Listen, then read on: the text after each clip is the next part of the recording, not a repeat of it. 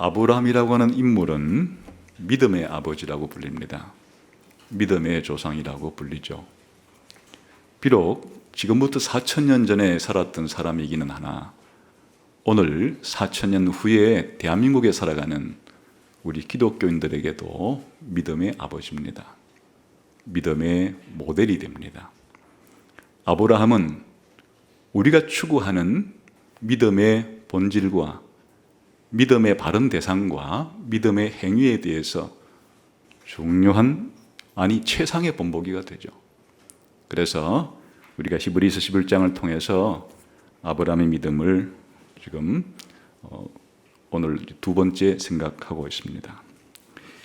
히브리서 11장 8절에서 아브라함의 믿음이 보여주는 교훈은 믿음의 출발점이 뭔가 하는 거였습니다. 믿음이란 뭔가? 하나님의 부르심에 순종으로 응답하는 겁니다. 믿음이 뭐냐? 하나님이 명령하실 때 순종하는 게 믿음입니다. 그 하나님 말씀에 순종함으로 믿음이 표현되는 거죠. 그럼 어떤 명령을 하나님께서 신자에게 최초로 하시는가 하면 너의 본토와 친척과 아버지 집을 떠나서 내가 너에게 보여줄 땅으로 가라. 현재적인 언어로 다시 표현하게 되면 기존에 네가 생각하던 가장 깊은 인간관계, 그것이 부부관계이건 부모-자식 관계이건 친구관계이건 그런 모든 관계보다도 하나님이 내가 너에게 더 중요하다는 사실을 믿어야 된다. 혹은 지금까지 너의 안전과 너의 부요를 책임지기 위해서 네가 의지하였던 그 모든 것들보다도 바로 내가 너에게 그런 안전과 부요를 줄 수 있는 분이라는 사실을 믿어야 된다. 더 쉽게 말하면은 너의 중심을 나 중심, 하나님 중심으로 바꾸어라는 뜻이에요. 기존에 하나님보다도 더 가치 있게 여기고 더 사랑하고 더 충성하고 더 헌신했던 대상이 있다면 회개하고 바로 하나님이 절대적인 너의 주인이라는 사실을 받아들이고 내 말에 절대 복종할 태도를 가지고 그렇게 살아가라 하는 명령이에요. 그게 복음 전도예요. 우리의 믿음은 그러한 전도를 듣고서 그런 하나님의 말씀을 듣고서 거기에 응답하는 거죠. 다시 말하면 하나님을 그런 분으로 삼는 것이에요. 이제는 과거에는 나 중심으로 혹은 다른 사람 중심으로 혹은 어떤 물질 중심으로 살았는지는 모르지만은 이 시간 이후부터는 이제 먹든지 마시든지 살든지 죽든지 하나님 중심으로 하나님 영광을 위해서 살겠다고 하는 것이 믿음의 출발점이다 하는 거죠. 아브라함보다 그 사실을 더 확실하게 보여준 인물이 없죠. 아브라함의 믿음의 출발점이 바로 그러했다 하는 게 이제 지난번에 봤던 히브리서 11장 8절이 우리에게 보여준 아브라함의 믿음의 특징이었습니다. 오늘은 히브리서 11장 9절과 10절에 나타난 아브라함의 믿음의 특징을 살펴보도록 하겠습니다. 한번 9절을 다 같이 읽어볼까요? 시작. 믿음으로 그가 이방의 땅에 있는 것 같이 약속의 땅에 거류하여 동일한 약속을 유업으로 함께 받은 이삭 및 야곱과 더불어 장막에 거하였으니 여기에서 아브라함의 믿음의 특징은 뭡니까? 약속의 땅에 살고는 있지만은 마치 이방 땅에 사는 것 같이 그게 이제 거류했다는 말이에요. 약속의 땅에서 외국에 사는 것처럼 그렇게 거류한 것이 아브라함의 믿음이에요. 오늘날로 이해하기 쉬운 말로 바꾸면 이 세상을 살 때 외국인처럼 살아가는 게 아브라함의 믿음이었다. 그런 말이에요. 뒤에 거는 그 부수적인 얘기예요.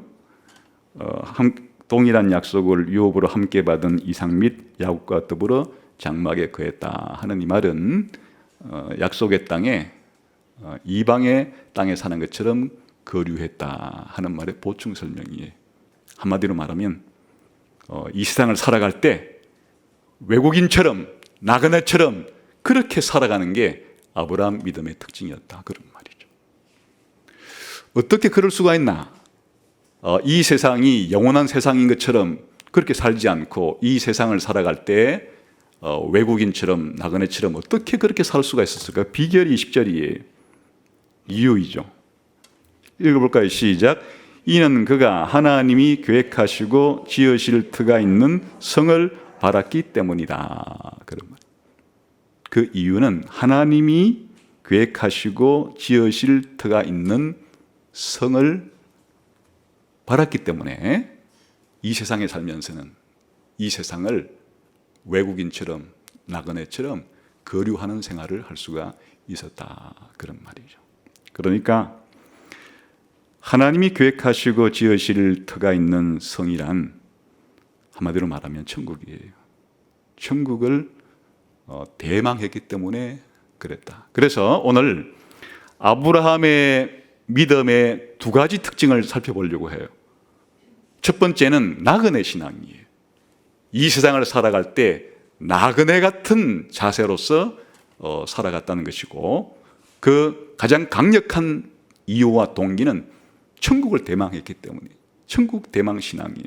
그 아브라함 신앙의 두 번째 특징은 나그네 신앙, 천국 대망 신앙이었다 하는 것이 오늘 살펴보려고 하는 본문 말씀의 핵심이 되겠습니다. 자, 그러면 우선 첫 번째로 약속의 땅에 거했다.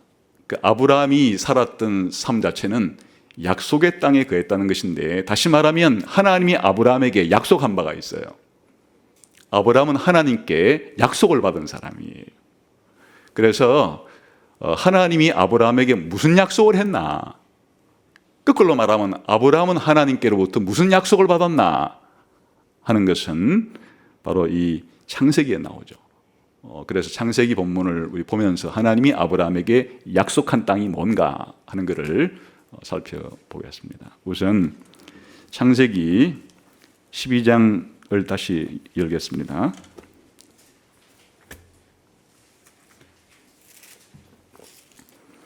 하나님께서 아브라함에게 이제 최초로 약속하는 내용이 나오는 곳입니다.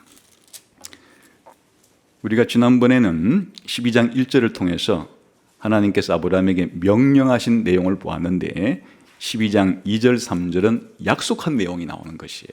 우리 한번 창세기 12장 2, 3절을 읽어봅시다. 시작. 내가 너로 큰 민족을 이루고 네게 복을 주어 내 이름을 창대하게 하리니 너는 복이 될지라.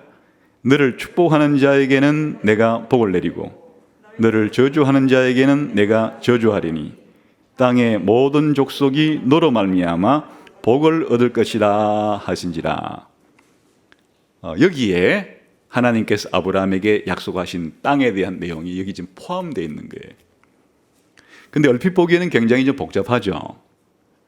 창세기 12장 2, 3절에 나오는 하나님이 아브라함에게 약속한 내용은 여기 나온 내용들을 그대로 따라가 보면 7가지 정도로 구별되는 내용으로 약속을 확인할 수 있습니다. 한번 볼까요? 첫 번째는 내가 너로 큰 민족을 이루게 해주겠다. 여기 이제 민족은 더 정확한 번역은 국가예요. 내가 너로 큰 국가를 만들어주겠다 하는 약속이 첫 번째예요. 두 번째, 내게 복을 주겠다. 이것도 약속이죠. 세 번째, 내 이름을 창대하게 만들어주겠다. 이것도 약속이죠. 네 번째, 너는 복이 되게 해주겠다 하는 것도 약속이죠. 다섯 번째, 너를 축복하는 자에게는 내가 복을 내려주겠다. 약속이죠. 여섯 번째, 너를 저주하는 자에게는 내가 저주하겠다. 이것도 약속이죠. 마지막 7번째, 땅의 모든 족속이 너로 말미암아 복을 얻을 것이라는 것도 약속이죠. 표면적으로 보면 이렇게 7가지 정도의 내용이 하나님이 아브라함에게 해준 약속이라고 할 수 있어요. 근데 이제 내용상으로 보면 크게 두 가지로 요약이 가능해요. 그것은 2절에서의 핵심은 하나님이 아브라함에게 복을 준다는 건데, 복을 준다는 구체적인 내용이 앞뒤로 설명이 되어 있어요. 큰 국가를 만들어주는 것과 아브라함 이름을 크게 만들어준다는 게 아브라함에게 복을 주겠다는 내용의 핵심이에요. 그러니까 같은 말이에요. 큰 국가를 만들어준다는 말이나 큰 이름을 크게 해준다는 말이나 그 말인데, 여기에서 이제 중요한 것은 큰 국가를 만들어준다는 내용이에요. 여기에는 두 가지 내용이 포함된 거예요. 국가가 형성되려고 하면 기본적으로는 그 국가에 땅이 있어야 돼요. 그 다음에 그 땅 안에 사는 사람이 있어야 되는 거예요. 그래서 하나님께서 아브라함에게 너를 앞으로 큰 국가 만들어준다 하는 이야기는 너의 후손을 많이 만들어서 내가 주는 땅에 살게 해주겠다는 말이에요. 아브라함에게 후손을 주고 아브라함의 후손에게 땅을 준다고 하는 이야기를 그냥 한마디로 말할 때는 내가 너를 큰 국가로 만들어준다는 얘기고, 내가 너를 큰 국가로 만들어준다는 얘기를 풀었으면은 내가 너의 후손에게 내가 땅을 준다, 그런 말이 되는 거예요. 그게 이제 첫 번째 내용이에요. 두 번째는 좀 더 거시적이고 포괄적인 약속인데, 너를 통해서 땅의 모든 국가를 복주겠다 하는 얘기. 다시 말하면 만국이 너를 통해서 복을 얻게 해주겠다 하는 약속인데 조건이 붙어 있어요. 너를 축복하는 자에게는 복을 주고 너를 저주하는 자에게는 저주하는, 그런 방식으로 너를 축복하는 자들을, 다시 말하면 너를 통해서 복을 주겠다 하는 그런 약속이죠. 다시 말하면 만국에 복을 주겠다는 약속이에요. 첫 번째는 아브라함에게 복을 주겠다는 약속이고, 두 번째는 아브라함을 통해서 만국에 복을 주겠다는 약속이고, 그러면 이제 이 내용이 2, 3절에서 한 내용이 한 번으로 딱 그친 게 아니고 아브라함의 생애 동안에 5번이나 하나님이 이 약속을 풀어서 더 반복해서 설명을 해주고, 아브라함 듣지 않는 곳에서 하나님이 천사들에게 아브라함에게 한 약속을 한 번 더 반복해줘요. 한번 볼까요? 12장 7절을 봅시다. 아브라함이 가나안 땅에 들어온 이후에 하나님이 주신 약속이에요. 12장 7절 시작. 여호와께서 아브라함에게 나타나 이르시되 내가 이 땅을 내 자손에게 주리라. 이 약속이에요. 내가 지금 가나안 땅에 아브라함이 들어왔기 때문에 내가 이 땅을 내 후손에게 주리라. 이 새로운 약속이 아니에요. 언제 한 약속의 반복인가 하면 아까 창세기 12장 2절에서 내가 너로 큰 국가를 만들어 주겠다 하는 약속에 포함된 것을 풀어쓰기를 해준 거예요. 내가 너에게 큰 국가를 만들어 준다는 이야기인즉슨 너의 후손에게 이 땅을 준다는 이야기다 하고 반복을 해준 거예요. 그 다음에 13장에 가봅시다. 아브라함이 조카 롯과 이제 헤어진 이후에 또다시 하나님이 아브라함에게 약속을 반복해 줍니다. 14절부터 17절까지 한번 읽어봅시다. 시작. 롯이 아브라함을 떠난 후에 여호와께서 아브라함에게 이르시되 너는 눈을 들어 너 있는 곳에서 북쪽과 남쪽 그리고 동쪽과 서쪽을 바라보라. 보이는 땅을 내가 너와 내 자손에게 주리니 영원히 이르리라. 내가 내 자손이 땅에 티끌 같게 하리니 사람의 땅에 티끌을 능히 셀 수 있을진데 내 자손도 세리라. 너는 일어나 그 땅을 종과 행으로 두루다녀 보라. 내가 그것을 내게 주리라. 이 약속은 하나님께서 지금까지 하지 않은 약속을 또 새롭게 해준 게 아니고 지금까지 해준 약속을 강조를 해준 거예요. 어떻게 강조해 준 거예요? 아까 처음에는 내가 너에게 큰 국가를 만들어준다는 얘기를, 그 다음에서는 내가 이 땅을 너의 후손에게 준다 그랬는데 그거를 더 상세히 풀어서 해준 거예요. 후손을 어느 정도 많게 해주겠다고요? 땅에 티끌처럼 많게 주겠다. 그리고 이 땅을 주겠다는 예언도 더 시각적으로 네가 지금 동서남북 다 보이지? 동서남북 다 보는 네가 보고 있는 이 땅을 다 줄 거야. 그리고 네가 종행으로 다녀봐라. 네가 다니는 이 모든 땅을 다 줄 거야. 이렇게 이 땅을 준다는 얘기가 더 생생하게 강조해서 설명한다 뿐이지 새로운 내용은 아니에요. 자, 그 다음에 또다시 네 번째 하나님께서 약속을 반복하는 장면을 15장에 나와요.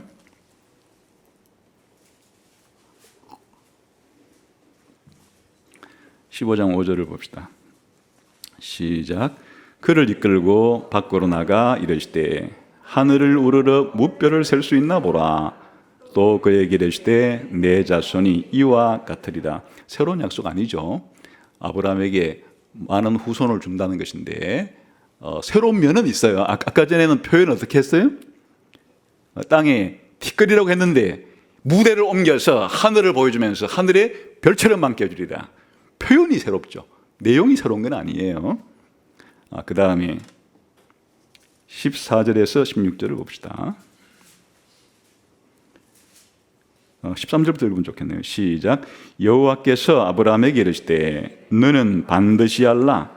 내 자손이 이방에서 객이 되어 그들을 숨기겠고 그들은 400년 동안 내 자손을 괴롭히리니 그들이 숨기는 나라를 내가 징벌할지며 그 후에 내 자손이 큰 재물을 이끌고 나오리라. 너는 장수하다가 평안히 조상에게로 돌아가 장사될 것이요 내 자손은 4대 만에 이 땅으로 돌아오리니 이는 아모리 족속의 죄악이 아직 가득 차지 아니함이니라 하시더라. 새로운 약속이 아니에요. 무슨 약속이 반복되면서 더 상세하게 설명해 준 거죠? 땅을 준다는 얘기를 더 구체화시켜 준 거예요.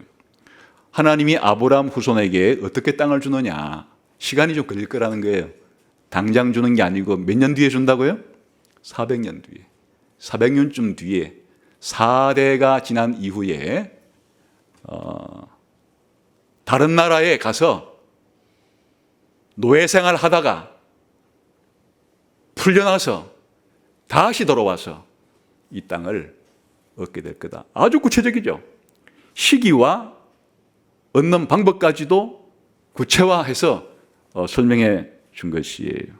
그러니까 아브라함이 이 약속을 받고서는 자기가 땅을 얻는 것이, 자기 후손이 땅을 얻는 것이 곧바로 일어나는 일이 아니라는 사실을 확인할 수 있도록 하나님이 그렇게 구체적으로 약속을 더 상세하게 설명을 해 준 거죠. 그 다음에 18절도 한번 봅시다. 시작. 그날에 여호와께서 아브람과 더불어 언약을 세워 이르시되 내가 이 땅을 애국 강에서부터 큰 금강 유브라데까지 내 자손에게 주노니. 이것도 이제 땅을 주겠다는 것에 대한 상세한 설명이죠. 범위까지 지정해 준 거예요. 여기에 애국 강에서부터 유프라테스 강까지 거의 남쪽 경계선과 북쪽 경계선까지를 확인해 준 거예요. 동서를 말하지 않은 이유는 서쪽은 지중해고 동쪽은 사막이기 때문에 말하지 않아도 되는 거죠. 그래서 이 15장에 나오는 아브라함에 대한 약속도 새로운 약속이 아니에요. 다 앞에 12장 2절에서 큰 국가 만들어준다는 약속 속에 다 포함된 약속을 상세화시켜 준 거예요. 그 다음에 17장으로 가봅시다. 17장 8절 시작. 내가 너와 내 후손에게 내가 거류하는 이 땅 곧 가나안 온 땅을 주어 영원한 기업이 되게 하고 나는 그들의 하나님이 되리라. 새로운 약속의 내용이 있습니까? 없죠. 앞에서 한 내용을 표현만 새롭게 했을 뿐이에요. 이제 여기에서 한 가지 더 구체화된 것은 가나안이라는 명칭이 들어갔다는 거예요. 지금까지는 가나안이라는 명칭을 사용하지 않았지만은 여기서는 이제 가나안이라고 하는 명칭을 구체적으로 사용해서 땅을 주겠다 한 것이 새로울 뿐이지 내용이 새로운 것은 아니에요. 그 다음에 아브라함이 안 듣는 곳에서 하나님께서 천사들에게 이야기한 것도 여기 한번 찾아볼 수 있어요. 18장 18절을 봅시다.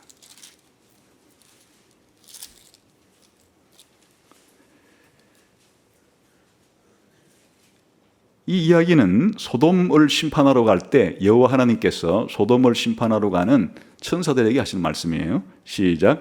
아브라함은 강대한 나라가 되고 천하 만민은 그로 말미암아 복을 받게 될 것이 아니냐. 이거는 이제 아브라함에게 직접 한 약속은 아니지만은 천사들에게 예전에 아브라함에게 해준 약속을 요약한 거예요. 여기서 아브라함은 무슨 나라가 된다고요? 크고 강한 나라가 될 거다. 그리고 천하 만민이 그로 말미암아 복을 얻게 될 거다. 이거 몇 장 몇 절을 요약한 거예요? 창세기 12장 2절부터 3절을 요약한 거죠.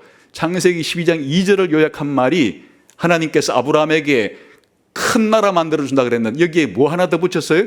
강한이라는 말을 더 붙여가지고 크고 강한 나라를 만들어준다고 내가 약속했지 않냐 그 말이고, 12장 3절의 내용이 뭐라 그랬어요?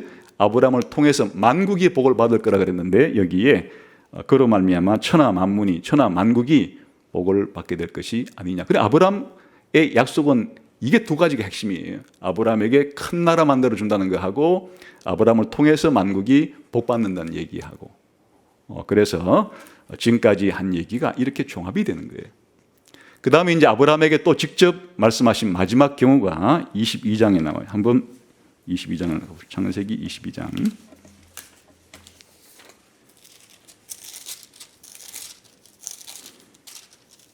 17절 18절 한번 봅시다.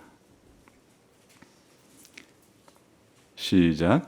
내가 네게 큰 복을 주고 네 씨가 크게 번성하여 하늘의 별과 같고 바닷가의 모래와 같게 하리니 내 씨가 그 대적의 성문을 차지하리라. 또 내 씨로 말미암아 천하 만민이 복을 받으리니 이는 내가 나의 말을 준행하였음이니라 하셨다니라. 여기에 새로운 내용이 있어요? 없어요. 똑같은 내용인데 표현이 좀 바뀌어 있고 강조점이 좀 바뀌어 있어요. 무슨 뜻인가 하면 17절은 창세기 12장 2절의 반복이고 18절은 창세기 12장 3절의 반복이에요. 근데 이제 2절을 반복할 때 12장 2절에서는 그냥 큰 나라 정도로만 말했는데 여기에 큰 나라 속에 뭐가 포함되어 있어요? 아브라함의 후손이 뭐처럼 많아지게 될 거라고요? 하늘의 별과 바닷가의 모래를 아예 이번엔 두 번씩이나 결합시켜가지고 강조를 해서 아브라함에게 줄 큰 나라의 그 백성들은 얼마나 많을 것이냐? 하늘의 별처럼 바닷가의 모래알처럼 많이 줄 것이고, 그 땅을 준다는 얘기가 더 구체적으로 대적의 성문을 깨트린다는 얘기는 정복을 통해서 그 땅을 차지하게 해준다 해서 상세하게 설명을 해준 거예요.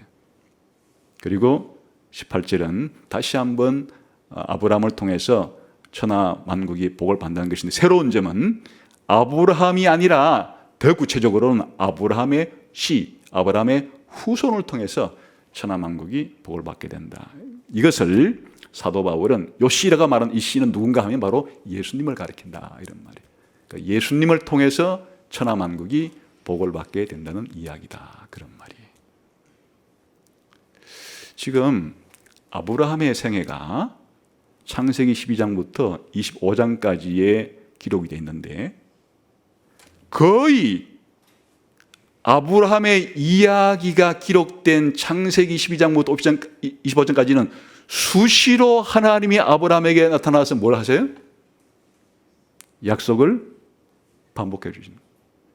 거의 아브라함의 일생 자체가 특정한 기회만 되면 새로운 내용은 아니지만 최초에 하나님이 약속해 준 내용을 강조점을 달리해서 더 구체화시켜서 더 상세화시켜서 계속해서 아브라함 후손에게 땅을 준다는 얘기를 계속해서 하나님이 약속한 것이다.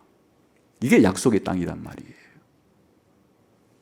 아브라함이 하나님께로부터 이런 약속을 받은 거예요.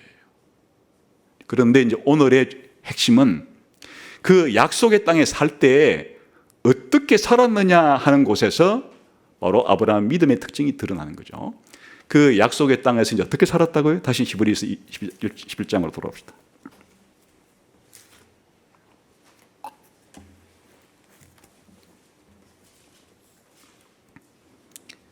구절 다시 읽읍시다. 시작. 믿음으로 그가 이방의 땅에 있는 것 같이 약속의 땅에 거류했다. 약속의 땅에서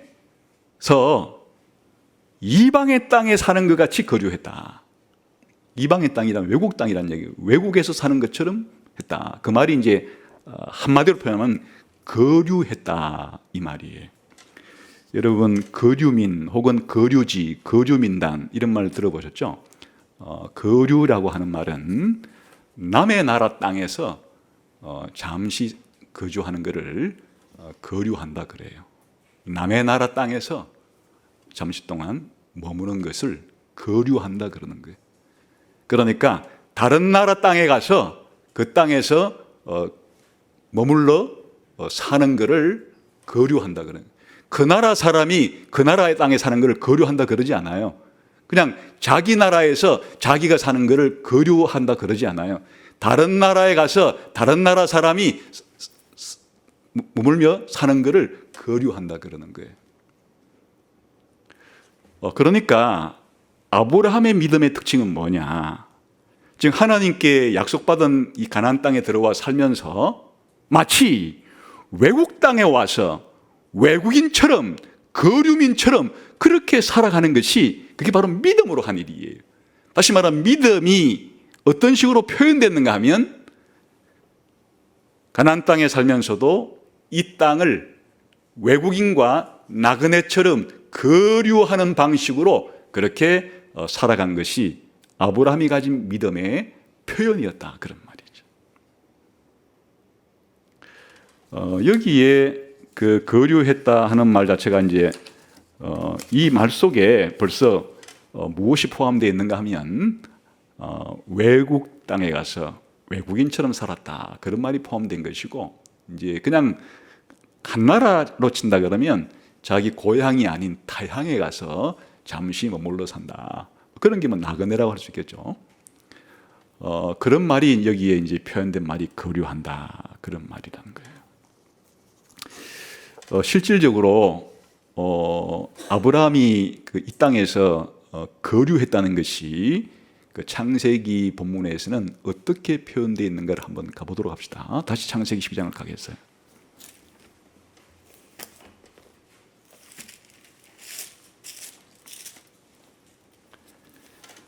자, 하나님께서 약속도 주시고 명령도 했습니다. 그래서 이제 4절과 5절은 아브라함이 명령에 순종한 거예요. 지난번에 보았던 거예요. 다시 한번 읽어보고 시작합시다. 시작. 이에 아브라함이 여호와의 말씀을 따라갔고 롯도 그와 함께 갔으며 아브라함이 하란을 떠날 때에 75세였더라. 아브라함이 그의 아내 사레와 조카 롯과 하란에서 모은 모든 소유와 얻은 사람들을 이끌고 가나안 땅으로 가려고 떠나서 마침내 가나안 땅에 들어갔더라. 이게 이제 11장 8절의 얘기예요. 하나님께서 가나안 땅으로 가라 그랬을 때 순종했다 그런 말이죠. 지금 그 이후의 이야기가 6절부터 9절까지 얘기. 이게 이제 오늘 아브라함이 약속의 땅에 이방의 땅처럼 거류했다는 말이 나와 있는 곳이에요. 자, 읽어봅시다. 시작. 아브라함이 그 땅을 지나 세겜 땅 모래 상수리 나무에 이르니 그때에 가나안 사람이 그 땅에 거주하였더라. 여호와께서 아브라함에게 나타나 이르시되 내가 이 땅을 네 자손에게 주리라 하신지라. 자기에게 나타나신 여호와께 그가 그곳에서 제단을 쌓고 거기서 베델 동쪽 산으로 옮겨 장막을 치니 서쪽은 베델이요 동쪽은 아이라. 그가 그곳에서 여호와께 제단을 쌓고 여호와의 이름을 부르더니 점점 남방으로 옮겨갔더라. 지금 이제 가나안 땅에 들어왔으면 한 곳에 틀을 잡고 완전히 정주하는 삶을 살지를 않고 아브라함이 가나안 땅 북쪽으로 들어와서 중앙을 통과해서 남쪽 경계선까지 내려가는 거예요. 세겜은 북쪽 지역에 있고 이 베델도 중앙 부분에 있고 여기에 남방이라는 것은 가나안 땅의 남쪽 경계선을 가리키는 거예요. 그러니까 북쪽에서부터 남쪽으로 지금 통과해 내려가는 거예요.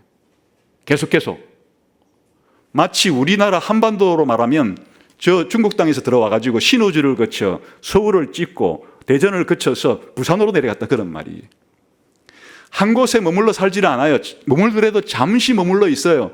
계속해서 이 가나안 땅을 관통해 가면서 이와 같이 아브라함이 살아가고 있는 모습을 볼 수 있어요. 특이한 현상이에요.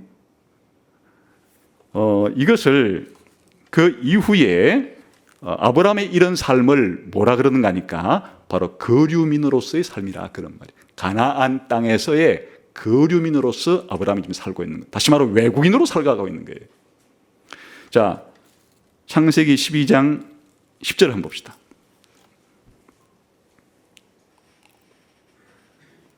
시작.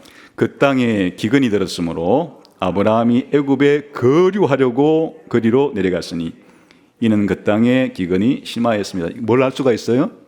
지금 가나안 땅에 하나님이 들어가라 해서 들어왔는데 기근이 들어가지고 잠시 가나안 땅을 떠나서 어디 가서 잠시 머물다가 올라 그래요? 이집트에 가서 영원히 살려고 내려가는 게 아니에요. 이집트에 가서 거류하려고. 잠시 그곳에 머물다가 다시 여기에 거류라는 말이 쓰이고 있죠. 그 다음에 창세기 20장 1절에 한번 봅시다.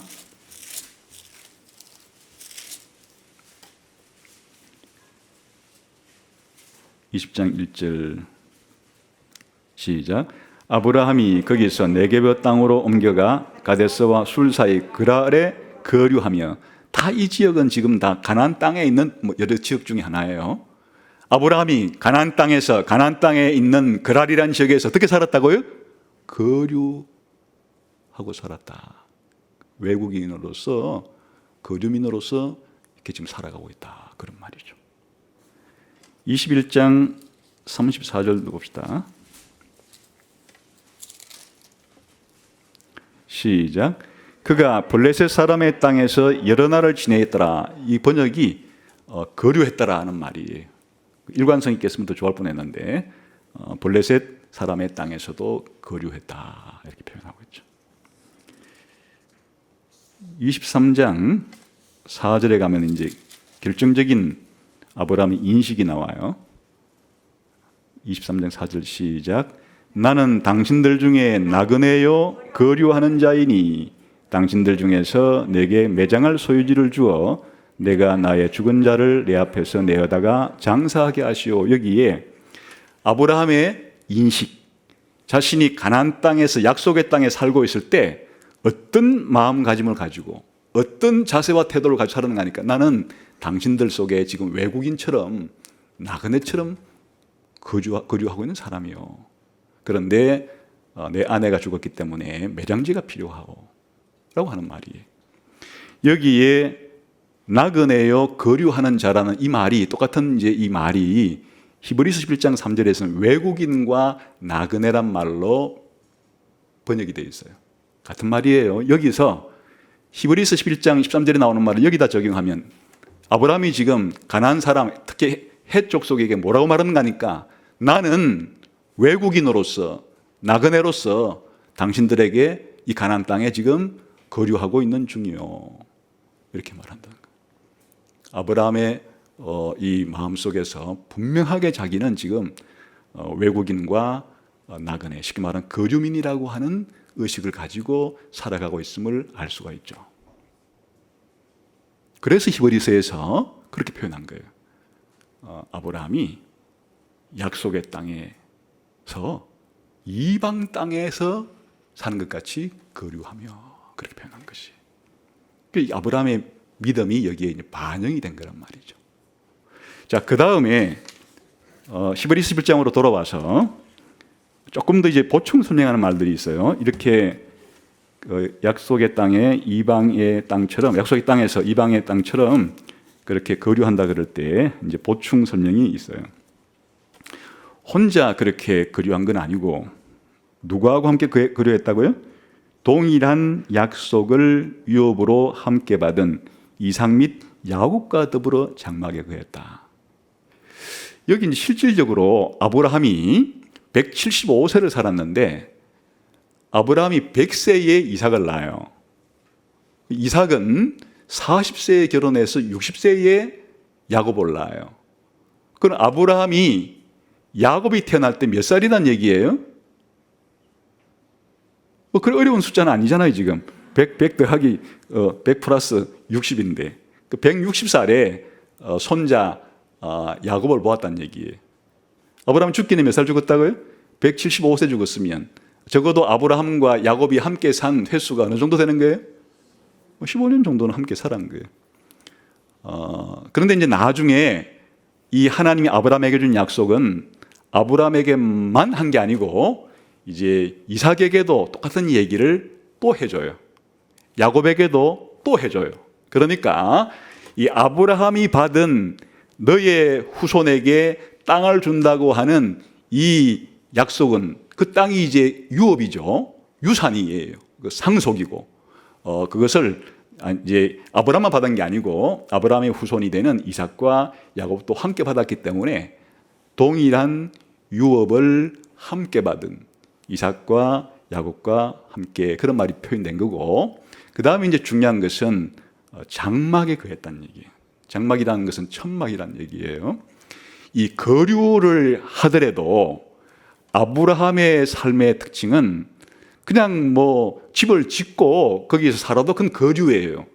그 나라의 국적을 취득하지 않았으니까 그 나라의 시민권을 가지지 않은 채로 머물러 살기 때문에 외국인으로서 거류민이지만은 아브라함의 인생의 특징은 그 거류의 특징 자체가 그냥 천막 생활을 한 거예요. 왜 그랬노 하니 유목민이었기 때문에 유목 생활을 했기 때문에 오늘날 몽골 사람들과 같이 그렇게 짐승들을 이동시키면서 먹였기 때문에 이동 생활을 하다 보니까 그 집의 형태가 장막, 천막의 형태로 삶을 살았어요. 천막 생활한 거예요. 여러분, 우리의 믿음의 조상 아브라함이, 믿음의 아버지 아브라함이 평생을 천막 생활했다. 가나안 땅의 지역도 여기저기 떠돌면서 집의 형태도 천막 생활을 했다.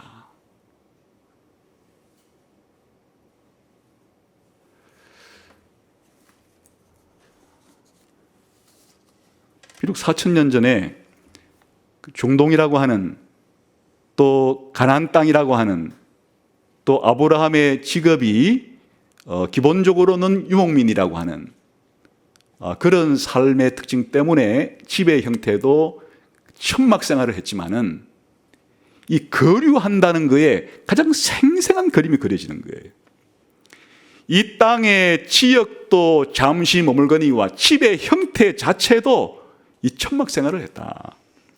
여러분, 천막이라는 것은 땅을 파고 기초를 튼튼히 하지 않아요. 그냥 필요한 곳에 가가지고 말뚝을 받고 끈을 연결해서 천 가지고 뚝뚝뚝딱 그냥 치면 집이 되는 형태예요.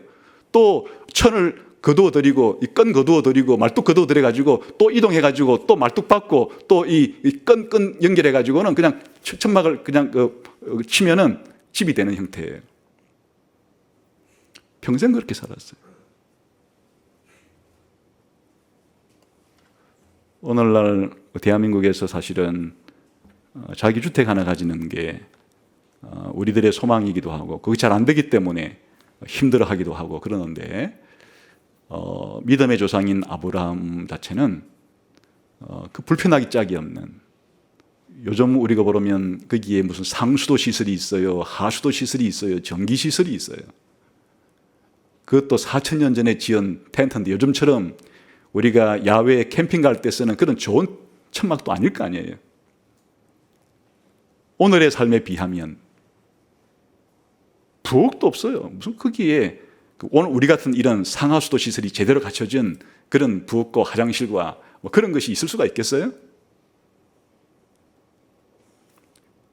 난방장치와 여름에 시원하게 만드는 또 냉방장치와 이런 것들이 있겠어요? 에어컨은 고사하고 선풍기라도 놓을 수 있겠어요? 냉장고가 있었겠어요? 믿음이라는 게 뭐냐? 왜 하나님이 아브라함에게 가나안 땅에 제일 경치 좋고 목 좋은 곳에 가서 그 당시에 최첨단 공법을 하나님이 가르쳐줘가지고 한 3층짜리 집을 지어서 에어컨 기술도 가르쳐주고 난방 기술도 가르쳐줘가지고 거기다가 다른 사람들은 그런 거 없는데 이 아브라함 집에만 가면 여름에는 빵빵 에어컨이 나오고 겨울에는 그냥 온돌 장치가 있어가지고 막 따뜻하게 지내고 문 여니까 냉장고에 막 음식 가득 들어차 있고 그런 게 아니라 그거죠.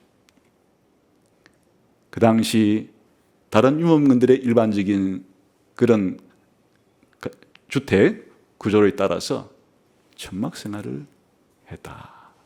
이게 이제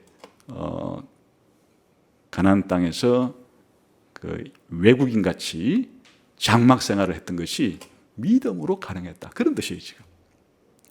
왜 이걸 믿음이라 표현하느냐? 하나님의 약속을 받았기 때문에. 하나님의 약속을 받고 언젠가는 하나님께서 약속을 이루어 주시겠지라고 하는 지금 자식도 없는 상태이지만은 하나님께서 자식도 주실 것이고 언젠가 이 땅도 우리 후손에게 주시겠지라고 하는 약속을 가지고 약속을 믿음으로 살았기 때문에 믿음으로 한 행동이라 그런 말이죠. 불편하기 짝이 없었죠. 여기에 그 땅에 가니까 이미 정주하고 있는 사람들이 있었어요. 그리고 심지어 아브라함이 지역을 옮겨 다닐 때 상당한 위협을 느꼈어요.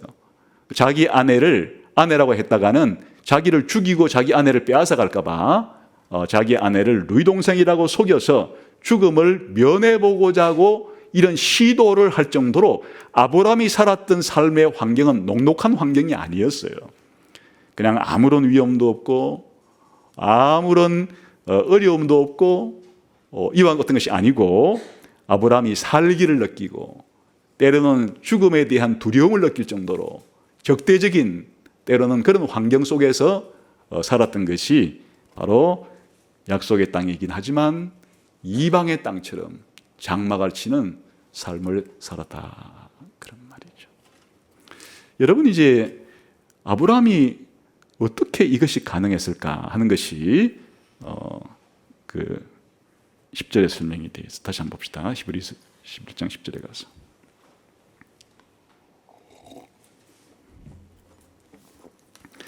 시작.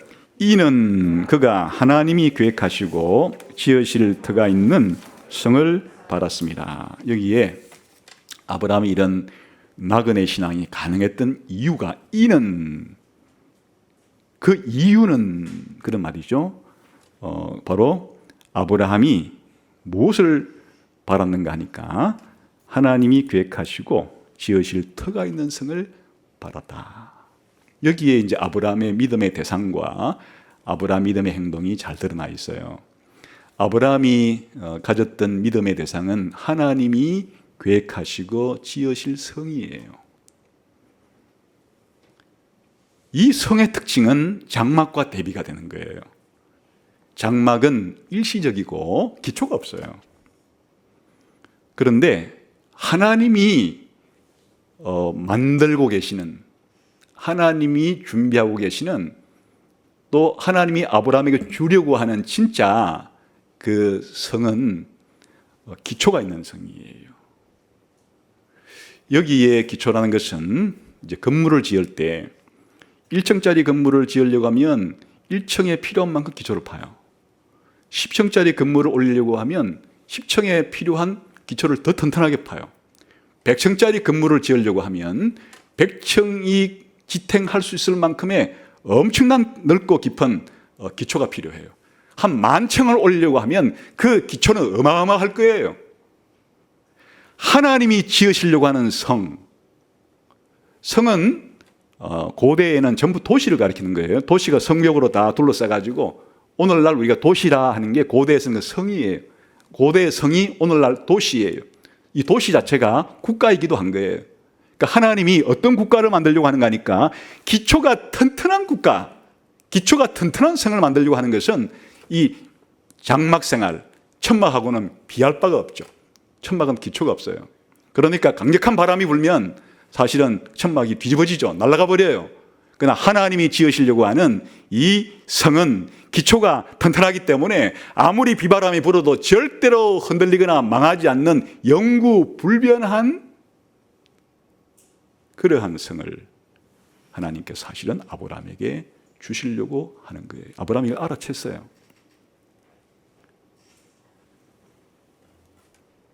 이 기초를 놓기 위해서 하나님은 하나님의 전지하시고 전능한 능력을 동원해서 하나님이 만드신 이 성이기 때문에 하나님이 만드신 이 성은 영구불변이에요. 망하지 않아요. 흔들리지 않아요. 왜 그러느냐? 하나님이 계획하고 지었어. 하나님이 설계하고 하나님이 시공했다는 뜻이에요. 하나님께서 하나님의 나라를 하나님이 설계했어요. 그리고 하나님이 시공해요. 사람이 설계하거나 사람이 시공한 성이 아니에요. 하나님이 직접 설계하고 하나님이 직접 시공했으니까 하나님의 전지함이 동원되어서 설계했고 하나님의 전능함이 동원되어서 시공한 그러한 기초가 영구불변한 그러한 성을 하나님이 아브라함에게 주시려고 한다는 것을 아브라함이 믿었어요. 그리고 알았어요. 그리고 바라봤어요. 그게 아브라함 믿음이에요. 여기에 이 하나님이 설계하시고 시공하신 기초가 튼튼한 성이라고 하는 게 뭘 가리키는 걸까요? 아브라함이 바라봤다는데, 바라봤다는 것은 기대하고 바라고 기다리고 이렇게 했단 말이에요. 이게 아브라함 믿음의 행동이에요. 근데 아브라함이 바라본 것은 그러니까 이 지상의 가나안이 아니죠. 지금 지상의 가나안에 있는 도시가 아니에요.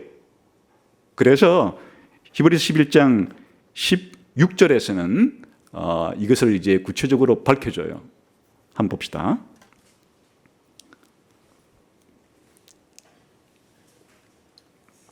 시작. 그들이 이제는 더 나은 본향을 사모하니 곧 하늘에 있는 것이라. 이러므로 하나님이 그들의 하나님이라 일컬음을 받으심을 부끄러워하지 아니하시고 그들을 위하여 한 성을 예비했느니라. 그러니까 아브라함이 뭘 바랐다고요? 땅에 있는 가나안 땅에 있는 성을 바랐던 것이 아니고 아브라함이 알아챘다는 얘기예요. 하나님께로부터 자신이 약속받은 그 땅이라는 게 사실은 하늘에 있는 것이라는 것을 알아챘다는 얘기예요. 하늘에 있는 성이 뭘 가리키는 거예요? 신약 시대에 오게 되면 그 하늘의 성을 뭐라고 표현해요? 예수님은 내 아버지의 집이라고 표현해요. 또 요한계시록 21장과 22장에서는 거룩한 성새 예루살렘이라고 표현하는 곳이에요. 우리가 흔히 쓰는 말로는 영원한 천국이란 말이에요. 그러니까 아브라함이 뭘 바라고 기대하고 간절히 기다렸는가 하면 이 지상의 가나안 땅이 아니라 하늘에 있는 가나안, 하늘에 있는 도시, 영원한 천국을 아브라함에게 준다는 사실을 믿음으로 받아들이고 간절히 기대하고 간절히 바라고 내가 그곳에 들어갈 것을 기다리는 삶을 사는 것이 아브라함의 믿음의 특징이었다, 그런 말이죠. 그래서 이 지상에서는 장막 생활을 하면서 텐트 쳐가면서 여기저기 떠돌아다녀도 거류민으로 살아도 아무런 문제가 없다고 생각했던 것이에요. 아브라함의 지상에서의 나그네 신앙을 가능하게 했던 것은 아브라함의 천국 대망 신앙이에요. 이 천국을 대망하는 신앙이 기초가 되어서 이유가 되어서 동기가 되어서 자신이 살아가는 가나안 땅에서는 외국인처럼 나그네처럼 거류민처럼 장막생활을 하면서 그렇게 살아갈 수가 있었다, 그런 말이죠. 지금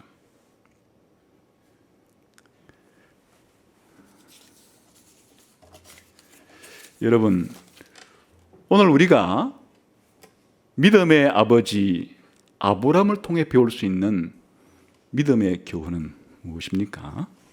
바로 첫 번째가 이거예요. 아브라함은 이 세상에서 외국인과 나그네처럼 살았다. 그렇다면 아브라함의 믿음을 본받기를 원하는 저와 여러분은 이 대한민국이라는 이 땅에 살면서 과연 나는 대한민국에서 외국인처럼 나그네처럼 그렇게 산다는 의식을 가지고 있는가? 아니, 나는 대한민국 땅에 물론 국적은 가지고 있어요. 아브라함과는 달리 대한민국이라는 땅에 국적도 있지만은, 그러나 영적으로 볼 때 나는 대한민국에서 지금 외국인처럼, 나그네처럼 거류하고 있다. 이렇게 생각하고 살아가세요. 아니면 어떻게든지 땅 한 평이라도 얻어가지고 어떻게든지 방 한 칸이라도 더 장만해서 여기에 나의 온통 관심이 있어요. 아니면 어차피 내가 이 땅에 살아가는 것이 거류하는 것, 잠시 머물다가 가는 곳이라는 생각 가지고 살아가는 거예요. 이게 신앙이에요. 신앙이 없으면 외국인처럼 나그네처럼 살아갈 수가 없어요. 물론 이것이 나그네처럼 살아간다는 것이 그냥 이 세상 일에는 아무런 관여도 하지 않고 숨어 산단 말이 아니에요. 아브라함이 거류민으로 살면서 그 땅에 본적을 가진 사람들하고 함께 장사를 해요. 때로는 거래를 해요. 토지를 주고받고 샀어요. 또 때로는 계약을 맺었어요. 또 때로는 전쟁에 참여도 했어요. 그러니까 아브라함이 거류한다고 해서 그냥 어느 동굴 하나 파놓고는 속에 들어가가지고 이 가나안 땅의 사람들과 일체 접촉을 멀리한 채로 그냥 살아간 게 아니에요. 그냥 아브라함은 거류민으로서 물론 그 기본적인 권한은 제한이 있었지만은 그 땅의 사람들과 정치 활동을, 경제 활동을, 사회 활동을 필요한 부분에는 함께 하며 살았던 얘기지. 그냥 거류했다는 얘기가 일체 그런 거 안 했다는 얘기는 아니라 그 말이에요. 우리가 대한민국 땅에 살면서 외국인처럼 거류민을 산다는 이야기가 대한민국의 정치에도 관여하지 않고 대한민국의 경제활동도 관여하지 않고 대한민국의 사회활동도 관여하지 않고 문화활동도 하지 않는 그런 삶을 가리키는 건 아니라 그 말이에요.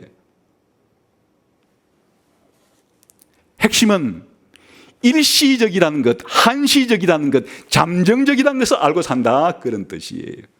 사실은 내가 가지고 있는 내 건강도 잠정적이에요. 심지어 내 목숨도 잠정적이에요.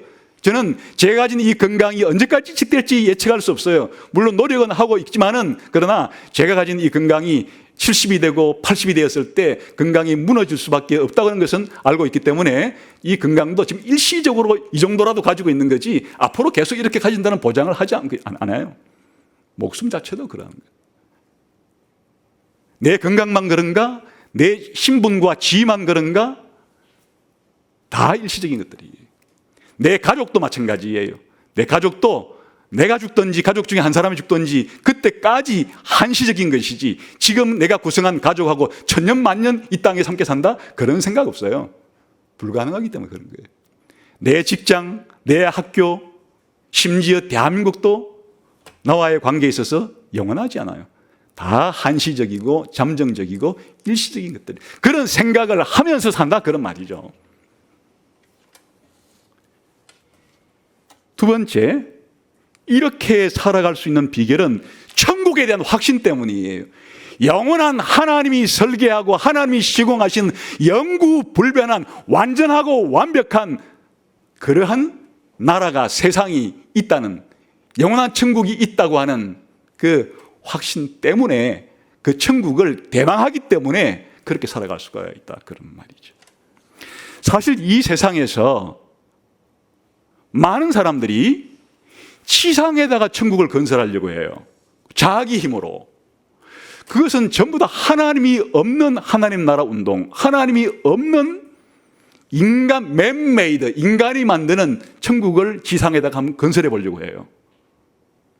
그건 전부 다 가짜 천국들이고 사기 천국이에요. 사람이 만들 수도 없거니와 이 땅에서 그렇게 만들 수도 없고 또 있지도 않아요. 그런데 이 땅에서 누군가가 내 말만 들으면 여러분들을 지상의 천국으로 만들어준다는 약속을 한 사람들은 전부 사기꾼들이에요. 지금까지 인류 역사 가운데 그런 약속을 한 사람들이 많은데 전부 다 지옥을 만들어놨어요. 지상 천국이라고 하는 가면을 뒤집어 쓴 지상 지옥을 만들었어요. 사람이 할 수 있는 것이 딱 거기까지예요. 왜 그럴 수밖에 없냐? 천국은 하나님이 만드는 것이고 종말에 완성이 되는 거지, 이 땅에서 인간의 수단과 노력으로 만들 수 있는 것이 아니기 때문에 그런 거예요. 하나님이 계획하시고 하나님이 시공하는 것이 영원한 기초가 있는 그와 같은 천국이지, 인간의 지식도 제한적이고 능력도 제한적이고 부패하기가 짝이 없는 인간들이 무슨 수로 다른 사람에게 천국을 만들어준다는 얘기예요. 전부 다 사기꾼들의 행태예요. 말은 그럴듯하게 하죠. 천국을 만들어준다고 해야 사람들이 표를 찍어줄 거니까.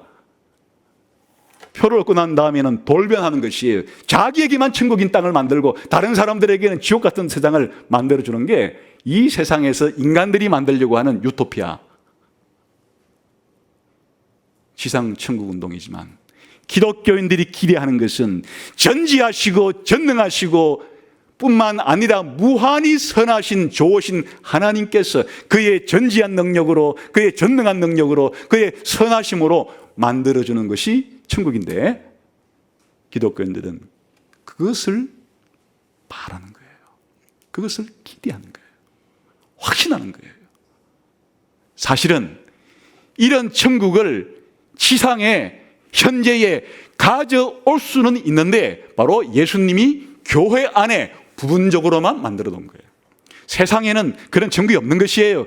이 교회 안에 성령의 역사로 예수님의 통치를 받는 교회 안에서나만 지금 여기에 천국이 부분적으로만 형성이 되고 있을 뿐, 이 세상의 어느 나라에 이런 천국은 만들 수가 없는 것이에요. 그러니까 기독교인들은 지금 여기서 천국이 임하도록 기도는 하고 있어요. 그게 바로 예수 믿는 사람의 마음속에, 예수 믿는 사람이 모이는 교회라고 하는 이 공간 속에서 부분적이고 제한적으로 맛보기는 하고 있지만은, 이 완전하고 완벽한 천국은 예수님이 재림할 때 이 땅에 하나님께서 완성하실 것이에요. 그것을 기다리는 것이에요. 기대하는 것이에요. 학수고대하는 것이에요. 목을 빼고 바라보는 것이에요. 그것이 있을 때만이 바로 지상에서 나의 육체도, 나의 정신적인 능력도, 내 가족도, 내 직장도, 내 국가도, 아니 이 세상 자체가 일시적이고 한시적이고 잠정적인 삶을 내가 살아간다는 것을, 그런 행동을, 그런 삶을 살아갈 수가 있는 거죠. 그럼 왜 이런 천국 대망 신앙이 필요한가? 그래야 이 땅의 어려움과 고난과 역경과 시험을 이길 수가 있기 때문이에요. 어떻게 천국 대망 신앙이 없고서야 어떻게 세상에 주는 이런 고통과 괴로움과 역경과 어려움과 시험을 어떻게 견디고 물리치는 거예요? 강력한 천국 대망 신앙만이 기독교인들로 하여금 이 땅의 어려움을 견디게 만들어줄 수 있는 원동력이 되는 것이에요. 뿐만 아니라 이런 강력한 천국 대망 신앙이 있어야만 이 땅에서 내가 잠시 좋은 것을 누려도 겸손할 수가 있는 거예요. 하나님이 은혜를 주어서 좀 좋은 땅을 가지고 좋은 집을 가지고 있다고, 내가 좋은 직장과 좋은 학교와 좋은 가정생활을 하고 있다고 해도 겸손할 수가 있는 것이에요. 잠시 하나님이 일반적인 은혜로 내게 베풀어 준 것이라고 겸손히 받아들이면서 잘 사용할 수도 있는 것이에요. 그리고 아무리 사소한 것이라도 하나님 주신 것이니까 감사하며 살아갈 수가 있는 것이. 여러분, 오늘 아브라함의 믿음이 우리에게 보여주는 것은 기독교인들은 이 땅을 살아갈 때 마치 외국인과 나그네처럼 살아가는 것인데, 그 이유와 근거가 무엇인가 하니까 하나님이 계획하시고 하나님이 지으시는 영구불변한 천국이 있기 때문에 그렇게 살아가는 것이다. 21세기의 아브라함 같은 여러분들이 대한민국 땅에서 바로 그와 같은 천국을 대망하는 가운데 살아가는 여러분 되시기를 주님의 이름으로 축원합니다. 기도하겠습니다.